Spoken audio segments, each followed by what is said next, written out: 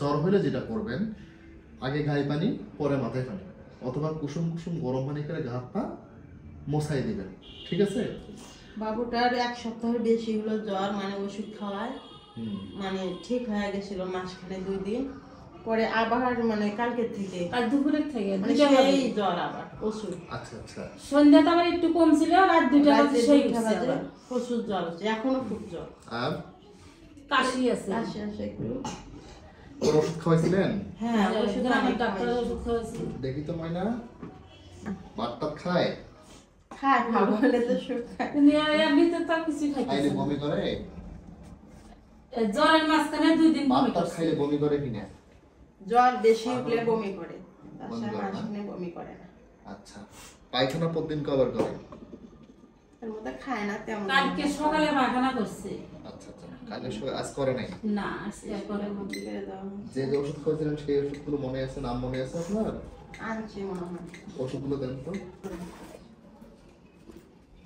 দেখি তো।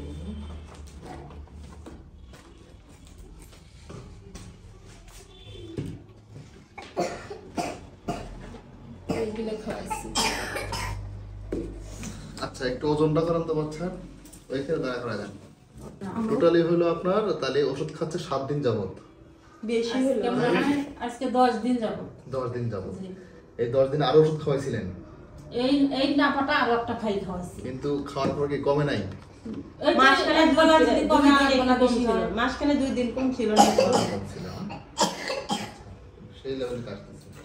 প্রথম কথা হলো আপনার বাচ্চার মূলত যে ওষুধগুলো খাওয়াচ্ছেন ম্যাক্সিমাম ড্রাগ রেজিস্ট্যান্স হয়ে গেছে। হ্যাঁ, আপনার বাবুকে এ পর্যন্ত যে অ্যান্টিবায়োটিকগুলো খাওয়াইছেন সেই অ্যান্টিবায়োটিকগুলোর ডোজ প্রপারলি ঠিক হয় নাই। তাছাড়া হলো অ্যান্টিবায়োটিক যে খাওয়াইছেন সেগুলো ডোজ মিস ইউজ হয়েছে, এর জন্য সমস্যাটা বেশি। আপনার বাচ্চার মূলত রোগ হয়েছে অ্যাকুট ব্রঙ্কিওলাইটিস। রোগের নাম কি? অ্যাকুট ব্রঙ্কিওলাইটিস হয়েছে।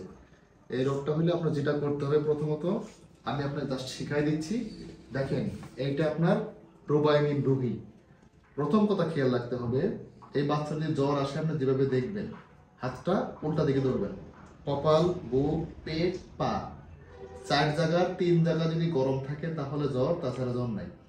আর জ্বর হলে যেটা করবেন, আগে গায়ে পানি পরে মাথায় পানি, অথবা কুসুম কুসুম গরম পানি করে গা হাত পা মোছাই দিবেন। ঠিক আছে? আর বাচ্চাকে এর পাশাপাশি খাবার, স্যালাইন, বাড়ির তৈরি খাবার যেগুলো খায় সব ধরনের খাবারই খাবে, খাওয়ায় কোনো বাস্তব নাই। বুঝতে পারছেন? আর বাড়ির তৈরি যে খাবার খায় সেই খাবার খাবে 3 বেলা। কয় বেলা? 3 বেলা। এরকম একটা বাটি নেবেন আপনার বাচ্চার জন্য।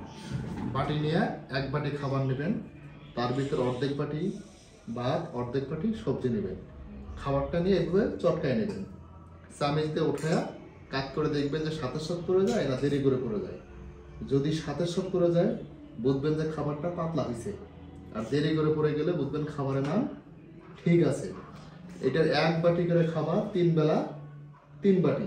এর পাশাপাশি 2 থেকে 3 বেলা বেশি খাবে, যেমন নুডলস, সিমাই, খিচুড়ি, বিরিয়ানি, তেহেরি যা খায়। আর যেহেতু আপনার বাবুর কাশি আছে, কাশি হলে যেটা করবেন সেটা হলো বাচ্চা খেয়াল রাখবেন বুক যেন গেমে না যায়, বুকের থেকে পেটটা যেন উঁচু না হয়।